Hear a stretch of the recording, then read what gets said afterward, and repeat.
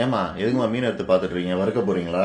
இல்ல மோகி, பிஹாரி ஃபிஷ் கறி வைக்க போறேன். செம்ம டேஸ்டா இருக்கும். வா.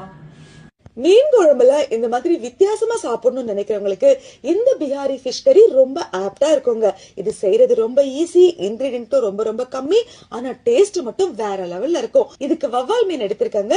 இதுல ஒரு பிஞ்ச் மஞ்சத்தூள், ஒரு லெமன், தேவையான அளவுக்கு உப்பு சேர்த்து நல்லா மேரினேட் பண்ணி ஒரு 10 நிமிஷம் அப்படியே வச்சிடலாம்.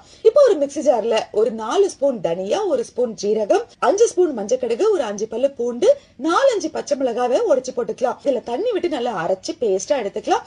இந்த பேஸ்ட்ல இருந்து ஒரு ஸ்பூன் போட்டு நம்ம மேரினேட் பண்ண ஃபிஷ்ல இன்னும் கொஞ்சம் கலந்து அப்படியே வச்சிடலாம்.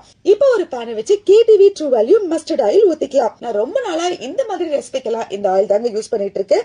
இது cholesterol free, extract from A1 grade, 100% pure unrefined, trans fat free. இந்த எண்ணெயை ஊத்தி இது நல்லா காஞ்சதும் நம்ம மேரினேட் பண்ண மீன் எல்லாம் அப்படியே போட்டு இதுல இப்படி அப்படியே திருப்பி வறுத்து எடுத்துக்கலாம். இப்போ இதே எண்ணெயில ஒரு ஸ்பூன் ஜீரகத்தை தாளிச்சு ஒரு 1/4 ஸ்பூன் காரமிளகாத்தூள், 1/4 ஸ்பூன் காஷ்மீரி சில்லி ரெண்டையுமே போட்டுக்கலாம்.